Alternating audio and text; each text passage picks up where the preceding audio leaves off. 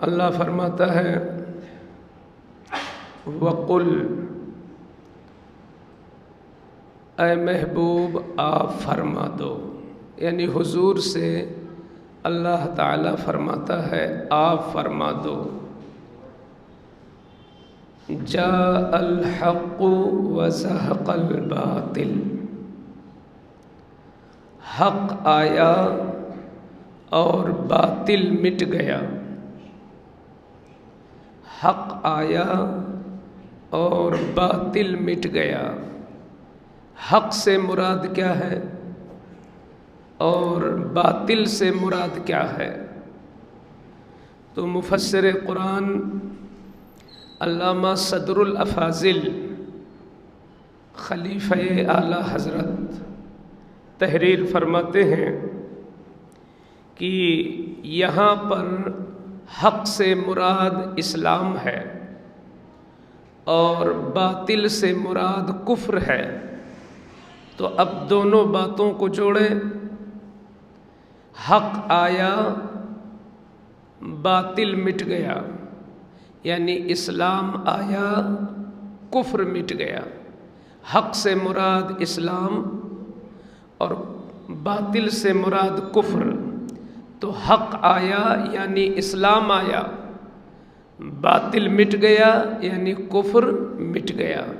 پھر آگے فرماتا ہے اللہ ان الباطل کان زہوقا، بے شک باطل کو مٹنا ہی تھا۔ مطلب یہ ہے کہ باطل کتنا ہی مضبوط ہو، دولت کے اعتبار سے، لشکر کے اعتبار سے، دنیاوی وسائل کے اعتبار سے، باطل کتنا بھی مضبوط ہو مگر اس کا انجام کیا ہے؟ مٹنا ہے۔ باطل کو ہر حال میں مٹنا ہے، یہ قرآن نے قانون دے دیا۔ ہر مسلمان کو یہ عقیدہ بالکل مضبوط بنا کے رکھنا ہے کہ جو باطل ہے اسے مٹنا ہے۔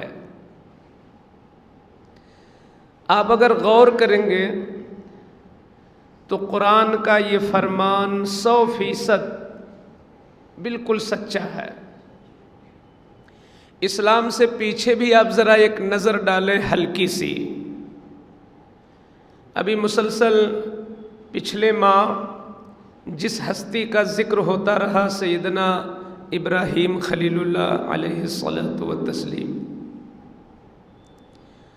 آپ دیکھیں کہ وہاں بھی تو حق و باطل تھا۔ حضرت ابراہیم کی ہستی حق اور نمرود کی ہستی اور نمرود کا وجود باطل۔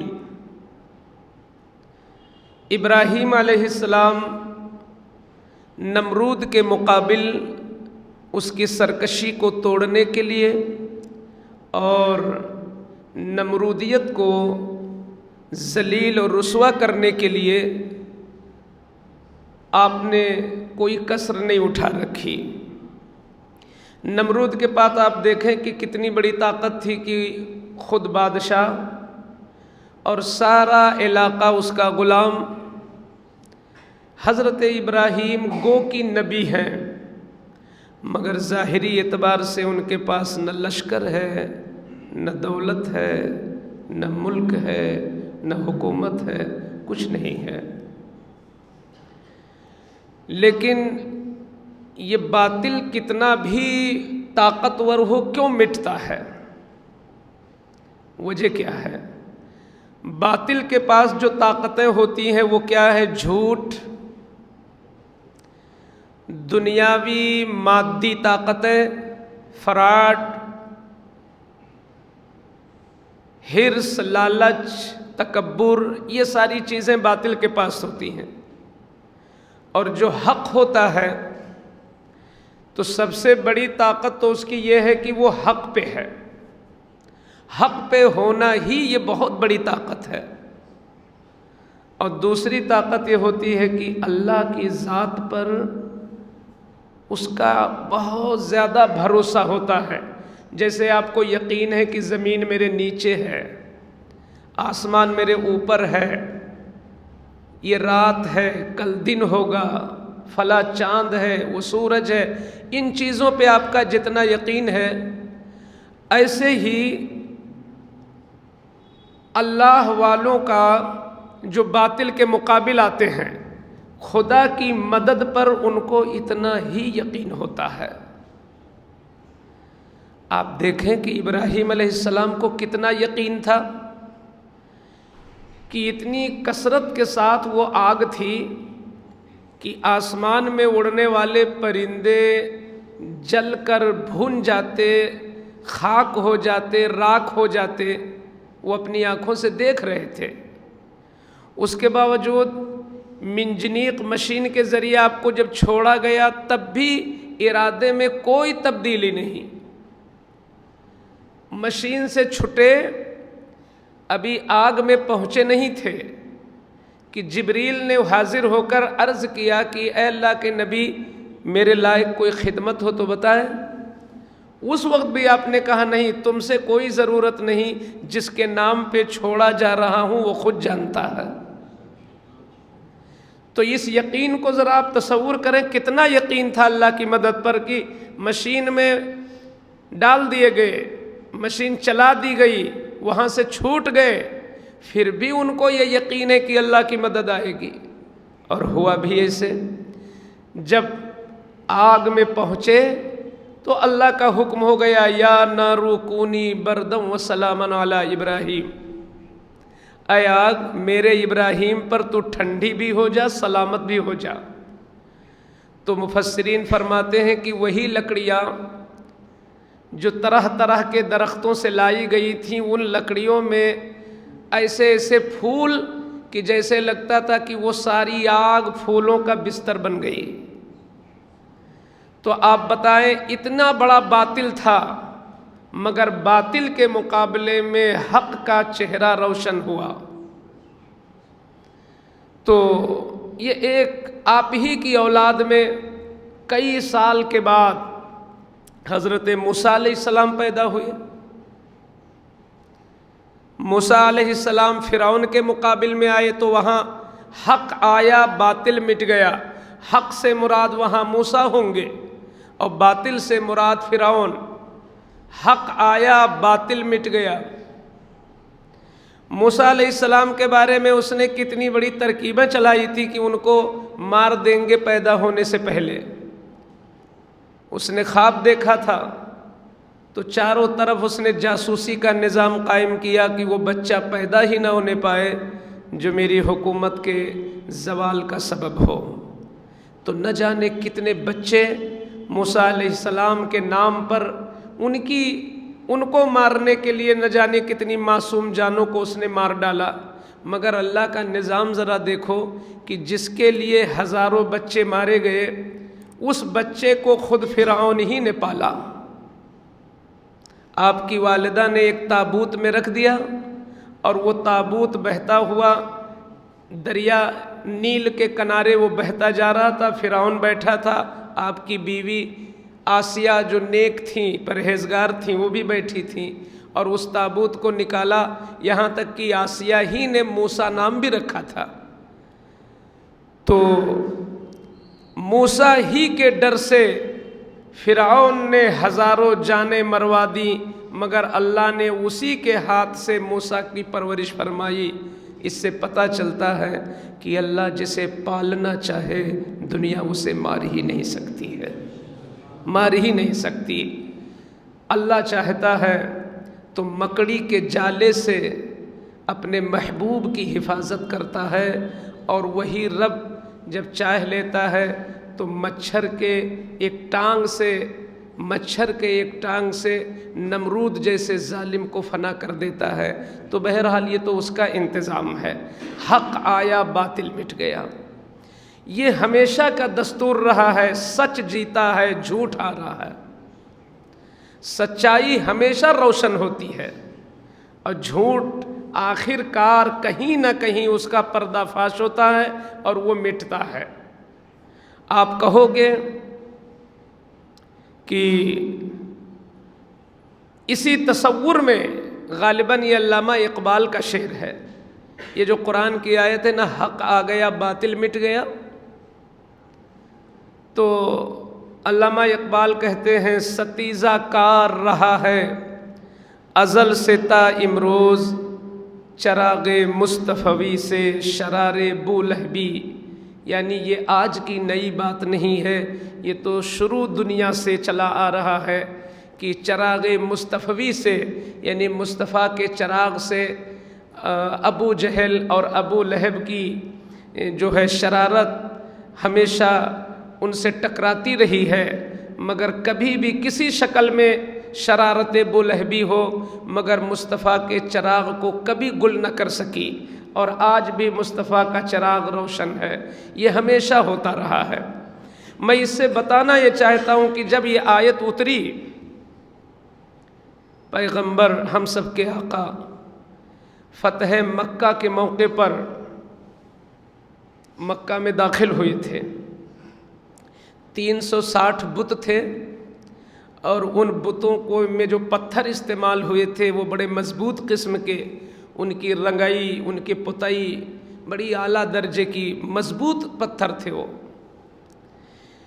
ایک آدمی چاہتا ہے کہ ایک پتھر کو ہم ٹس سے مس کر دیں تو یہ نہیں ہو سکتا تھا، مگر سرکار کے دست اقدس میں ایک چھوٹی سی چھڑی تھی، توجہ دے، ایک چھوٹی سی چھڑی تھی، اسی چھڑی کا آپ اشارہ کرتے جس بت کی طرف اور یہی آیت پڑھتے جاء الحق وزهق الباطل، حق آیا باطل مٹ گیا، تو اس لکڑی کا اشارہ جس بت کی طرف کرتے وہ سر کو اپنی زمین پر رکھتا، ٹکڑوں میں پاش پاش ہو جاتا۔ یہ پیغمبر اس موقع پر اس آیت کو پڑھ کر یہ اشارہ دینا چاہتے ہیں کہ اس آیت میں مراد اسلام آیا، کفر مٹ گیا۔ ہر نبی کے دور میں، خود ہمارے آقا صلی اللہ علیہ وسلم کے زمانے میں آپ کو کتنے محاذ پہ لڑنا پڑا، اور نبیوں کے سامنے تو ایک ظلم تھا اور ایک باطل تھا جس کا سر انہوں نے نیچا کیا، مگر پیغمبر کے سامنے تو ہزاروں ظلم ہیں اور ہزاروں باطل ہیں، مگر حضور نے سب کا مقابلہ کیا۔ اب اللہ کا انتظام یہ تھا کہ ابراہیم جا رہے ہیں تو ان کے بیٹے حضرت اسماعیل ان کی امانت لے کر کے وہی مشن دنیا کے اندر مضبوط کر رہے، پھیلا رہے ہیں۔ یعقوب علیہ السلام کے بعد ان کے بیٹے یوسف علیہ السلام ان کا مشن دنیا میں عام کر رہے ہیں۔ یہ سلسلہ برسہ برس نہیں، لاکھوں برس سے چل رہا تھا، مگر جب حضور پیدا ہوئے تو اللہ تعالیٰ نے وہ دروازہ جس دروازے سے نبوت والے نکل رہے تھے، ایک کے بعد دیگرے، یہ نبی پھر یہ نبی پھر یہ نبی، اس دروازے پر اللہ نے لاک لگا دیا، اور اس کی نشانی کے لیے ہم سب کے آقا مصطفیٰ جان رحمت کی پشت پر ایک مہر نبوت لگا دیا، اور یہ بتا دیا کہ وہ دروازہ اب بند ہے، اب نبی نہیں آئے گا، اب کوئی نبی آ ہی نہیں سکتا ہے۔ لیکن نبی نہیں آ سکتا، لیکن نبی کے مقابل جو باطل پیدا ہوتا تھا وہ باطل اب بھی پیدا ہوگا اور قیامت تک پیدا ہوتا رہے گا۔ تو اب سوال یہ تھا کہ حضور پر نبوت ختم ہو گئی، اور حضور کے وصال کے بعد باطل پیدا ہوتے رہیں گے، نبی نہیں آئے گا، تو ان باطل کا مقابلہ اب کون کرے گا؟ حضور کی شریعت کی اب حفاظت کون کرے گا؟ اللہ کا شکر ہے کہ اس نے اپنے محبوب کی بیٹی کے نسل سے، مولا علی کی پشت سے، فاطمہ زہرا کے بطن اقدس سے ایک ایسی ہستی کو وجود بخشا جن کو ہم سیدنا امام حسین کہتے ہیں۔ آپ کے سامنے بھی باطل آیا، لیکن اللہ نے وہ مضبوط طاقت حسین کو عطا فرمائی تھی کہ پچھلوں زمانے میں جو کام ابراہیم نے کیا تھا نمرود کے سامنے، جو کام فرعون نے کیا، جو کام موسیٰ نے کیا تھا فرعون کے سامنے، خود بعینہ ویسا ہی کام امام حسین یزید کے سامنے کر رہے ہیں، اور اس تاریخ کو دہرا رہے ہیں کہ حق آ گیا باطل مٹ گیا۔ حسین کے سامنے جو یزید تھا وہ بھی باطل تھا، باطل تھا۔ کیسے باطل تھا؟ اور حسین نے کیسے اس باطل کا سر نگو کیا؟ ابھی ہمارے اسٹام میں 2 لوگ حج سے آئے، تو آنے والے جو ہوتے ہیں حجاج وہ یہ بتاتے ہیں، اور جو عمرہ پہ بھی گئے ہوں گے ان کی بھی کیفیت وہ جانتے ہوں گے کہ صرف 8 دن ہمیں وہاں رہنے کو نصیب ہوتا ہے۔ 8 دن 40 وقت کی نمازیں پڑھنا ہوتا ہے، اور 8 دن کے بعد جب ہمارا ٹکٹ ہوتا ہے ہندوستان کے لیے واپسی کے لیے، تو ہر حاجی اور ہر زائر یہ کہتا ہے کہ اس قدر خراب لگتا ہے، ایسا محسوس ہوتا ہے کہ کوئی چیز بہت بڑی دولت مجھ سے چھین لی گئی، ایک عجیب کیفیت ہوتی ہے۔ صرف 8 دن رہ لو مدینے میں تو یہ کیفیت ہوتی ہے، جبکہ آپ کی پوری نیت تھی کہ جائیں گے اور آئیں گے، یہ پوری نیت تھی آپ کی، آنا تھا ہی آپ کو، آپ کا گھر مکان یہی، جائیداد یہی۔ مگر امام حسین کو ذرا سوچو کہ 55 سال تک خود اسی مدینے میں پروان چڑھے، مکان وہیں پر، خالہ ماموں کا مکان وہیں پر، سارے لوگ خاندان کے وہیں پر 55 سالہ زندگی مدینے میں گزارا۔ فرشتوں نے آ کر کے وہیں کے گلیوں میں ان کو باقاعدہ کشتی لڑائی۔ تو جس حسین کا یہ معاملہ ہو، اس کو اگر اچانک مدینہ چھوڑنا پڑے تو کتنی بڑی بات ہے۔ مگر یزید کے ظلم نے آپ کو مدینہ چھوڑنے پر مجبور کر دیا تھا۔ میں صرف اشارہ کرنا چاہتا ہوں کہ امام حسن کے بعد جب امام حسن نے امیر معاویہ رضی اللہ تعالی عنہ کو خلافت دے دی خود اپنی محبت سے، اور امیر معاویہ کا جب وصال ہوا اور یزید تخت پر بیٹھا تو اس نے اس بات کو چھپایا، یعنی پہلے اپنی خلافت مضبوط کر لوں تب والد کے انتقال کی خبر پھیلاؤں۔ موبائل کا سسٹم نہیں تھا، آج جیسے معاملہ نہیں تھا کہ کوئی خبر بالکل بجلی آگ کی طریقے سے پوری دنیا میں پھیل جائے، ایسا نہیں تھا۔ تو مدینہ کے اندر سیدنا امام حسین، سیدنا عبداللہ ابن زبیر، سیدنا عبداللہ ابن عباس، ان 3 ہستیوں سے اسے خطرہ تھا، تو اس نے باپ کی وفات کو، ان کے وصال کو چھپا کر اور چپکے سے ان سے اپنی بیعت لینا چاہا۔ آپ کو یہ معلوم ہونا چاہیے یہ وہ بیعت نہیں تھی جو آج کوئی مرید اپنے پیر کے ہاتھ میں ہاتھ دے کر مرید ہوتا ہے، اس شان کی وہ بیعت نہیں تھی۔ یزید تو دمشق میں تھا، ملک شام میں، اور حسین مدینے میں تھے، تو یہاں رہ کے اس کی بیعت کیسے کرتے ہاتھ میں ہاتھ دے کر؟ یہاں صرف یہ کرنا تھا کہ ایک حلف اٹھانا تھا کہ ہاں ہم اس کو خلیفہ مان گئے اور اس کے خلاف ہم کچھ نہیں بولیں گے، ہم اس کو خلیفہ کے لائق سمجھ رہے ہیں، بس یہی حلف اٹھانا تھا۔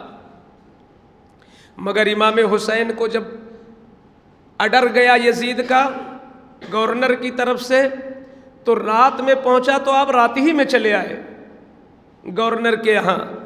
جب اس نے کہا کہ یزید کا حکم ہے کہ آپ بیعت کر لیں، یعنی حلف اٹھا لیں اور اس کو خلیفہ مان لیں، تو آپ نے جو ارشاد فرمایا تھا وہ یہی کہ میں وہ نہیں ہوں کہ اپنے نانا کی امت سے چھپا کر رات کے سناٹے میں چپکے سے یہاں میں اس کو خلیفہ مان لوں، یہ میری شان کے لائق نہیں۔ میں محمد الرسول اللہ کی شریعت کا امین ہوں، میں مذہب اسلام کا امین ہوں اس وقت روئے زمین پر، اور سن کہ میرے سوا کوئی اولاد رسول نہیں اس وقت دنیا کے اندر، میں ہی امین ہوں۔ میری شان یہ ہے کہ میں اس معاملے کو علل اعلان کروں گا، اگر وہ اس لائق ہوگا تو میں میدان میں بیعت کروں گا، اور رات میں دربار میں چپکے سے یہ میری شان کے خلاف ہے۔ یہ کہہ کر آپ چلے آئے۔ خلاصہ یہ کہ آپ نے سمجھ لیا اب مدینے میں نہیں رہ سکتے، دشمن ہو گئی ہے حکومت۔ تو حاجی جو ایک جھولا اور بیگ لے کے گیا ہے وہ اٹھا کے چلتا ہے تو ایسا لگتا ہے کہ دل مدینے میں ہے، جسم ہندوستان کی طرف روانہ ہے۔ تو جس کے نانا کا مزار وہیں ہو، خاندان کے لوگ جنت البقیع میں ہو، ساری جائیداد مدینے میں ہو، اور پھر رات کے سناٹے میں اس طرح مدینہ چھوڑ رہے ہیں کہ 6 ماہ کا اصغر بھی لے کے جانا پڑ رہا ہے، اور یہ یقین ہے کہ اب لوٹ کے آنا نہیں ہے۔ یہ کتنا غم تھا، مگر امام حسین نے سب کچھ ایک طرف اور کوچ کر لیا مدینے سے مکے کی طرف۔ ہمیشہ کے لیے دنیا کو یہ پیغام ہوگا کہ امام حسین وہ امام ہے جن کی نظر میں دین افضل ہے جان سے بھی زیادہ، دین افضل ہے اولاد سے بھی زیادہ، دین افضل ہے مال سے بھی زیادہ، دین افضل ہے وطن سے بھی زیادہ، سب کچھ قربان کر دیا دین مصطفیٰ کے لیے۔ آپ تشریف لے آئے، اور نتیجہ یہ ہوا کہ حسین پاک نے آخر تک شرعی معاملے میں کہیں بھی کوتاہی نہیں کیا۔ وہ کوتاہی ہوتی تو آج ہم یہاں اکٹھا کیوں ہوتے؟ آج ہم یہاں کیوں اکٹھا ہوتے؟ آپ کہیں گے تو سر تو کٹ گیا، اولادیں تو قربان ہو گئیں، کہاں حق آیا تو باطل مٹ گیا۔ یہ عام ذہنوں میں یہ تصور ہو سکتا ہے شاید کہ امام حسین تو اتنی دردناک 72 گھنٹے ان کو پیاسا رکھ کر کے اس قدر مارا گیا کہ سر بھی الگ کر دیا گیا۔ تو حضرات، جیت اور ہار کا جس کو معنی نہیں معلوم ہوگا وہی یہ کہے گا، جیت اور ہار کا مطلب جو نہیں جانے گا وہ یہ بات بولے گا۔ کبھی ایسا بھی ہوتا ہے کہ سر بچا کے آدمی جیتتا ہے، اور کبھی سر کٹا کے جیتتا ہے۔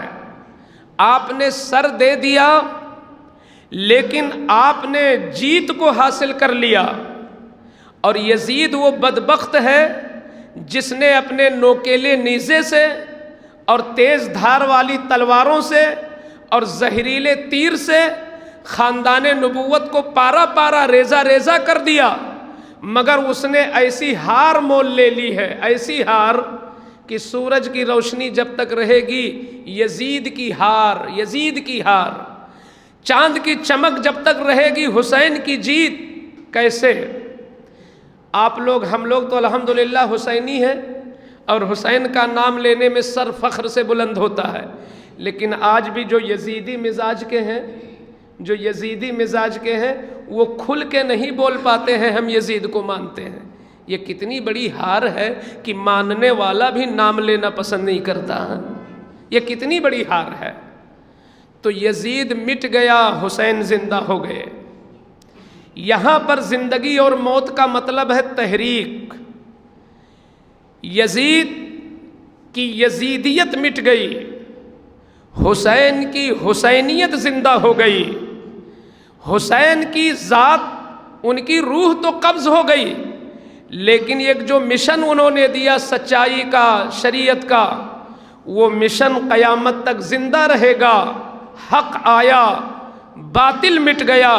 حسین جس حق کے علم بردار تھے وہ حق قیامت تک انشاءاللہ زندہ رہے گا، تازہ رہے گا، بلند رہے گا۔ یہ کتنی بڑی جیت ہے میرے امام کی کہ 1450 سال تقریباً، یا اس سے کچھ کم، 1400 سال تو ہونے والے ہی ہیں، تقریباً 1400 سال کربلا کا واقعہ، لیکن ہر حسینی سے پوچھو، اپنے دل سے پوچھو، اپنے قلب سے سوال کرو، کیا ایسا لگتا ہے آج بیان کرنے والا جب تفصیل سے شہادت پڑھتا ہے تو ایسا لگتا ہے کہ جیسے کچھ سال پہلے ہی کا یہ واقعہ ہے، اللہ نے ایسا زندہ کر دیا ہے حسین کو، اور یزید ایسا مردہ ہے کہ لوگ بتاتے ہیں کہ جب سے یزید کا یہ گھنونا کام ہوا ہے، صرف ہندوستان میں نہیں بلکہ پوری دنیا کے اندر کوئی مسلمان اپنے بیٹے کا نام رکھنا یزید پسند نہیں کرتا ہے،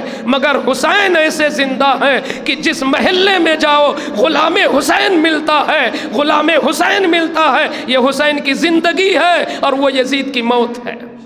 تو جو حق ہوتا ہے وہ ہمیشہ کے لیے زندہ ہو جاتا ہے۔ حق آ گیا، باطل مٹ گیا۔ آپ حضرات الحمدللہ اسی تصور کے ساتھ میں نے ایک تمہیدی گفتگو صرف کر دی ہے۔ آپ حضرات ماشاءاللہ آنے والے 5 دنوں میں تفصیل کے ساتھ آپ محرم شریف کے حالات اور شہادت کے واقعات سنیں گے، مگر اسی تصور کے ساتھ سنیں کہ حق آیا ہے، باطل مٹا ہے، ایک سچائی ہے، ایک جھوٹ ہے جو برابر تازہ ہوتی رہے گی، اور ہر سال ہم لوگوں کو ایک عہد لینا چاہیے اور اپنے دل سے ایک قسم کھانا چاہیے کہ کم سے کم ہم اگر حسینی ہیں تو سچے ہو جائیں اور اللہ پر وہی یقین رکھیں جو میرے امام نے رکھا تھا۔ پروردگار عالم اس درس کو قبول فرمائے۔ بسم اللہ الرحمن الرحیم، صلی اللہ علی النبی الامی وآلہ صلی اللہ تعالی علیہ وسلم۔ یا رب العالمین، تیرے محبوب کے محبوب شہزادے سیدنا امام حسین نے جو قربانی پیش کی اور کربلا کی تپتی زمین پر میرے امام کے جسم سے جو قطرے خون گرا، یا اللہ اس لہو کو ہم وسیلہ بنا کر دعا مانگتے، میرے مولا ہماری دعائیں قبول فرما دے۔ رب قدیر، یہ محرم کا پاکیزہ منور مہینہ ہے، پوری دنیا کے اندر ذکر حسین کی محفلیں سجی ہیں۔ اے اللہ، اس نور و نکہت بھرے ماحول میں جہاں بھی کوئی ذکر تجھے قبول ہو، اس کے صدقے میں مولا ہم سب کا بھی ذکر قبول فرما لے۔ اے رب قدیر، پروردگارہ، ہم یقیناً تیرے محبوب کے ان محبوبوں کا حق نہیں ادا کر پاتے، مگر جو بھی ٹوٹا پھوٹا ہم لوگ عقیدت کا خراج پیش کرتے ہیں اسے قبول فرما لے، اور سیدنا امام حسین کی روحانیت کے صدقے میں ہمارے ایمان میں مضبوطی عطا کر دے۔ یا اللہ، ہمیں خلوص کی دولت عطا کر دے۔ اے اللہ، ہماری زبانوں پر نہیں دل میں سچائی عطا کر دے۔ اے اللہ کریم، ہماری سوچ سچی کر دے اور کل قیامت کے دن امام حسین کے غلاموں میں اٹھا لے۔ وصلی اللہ تعالی علی خیر خلقہ وعلی آلہ واصحابہ اجمعین برحمتک یا ارحم الراحمین بحق لا الہ الا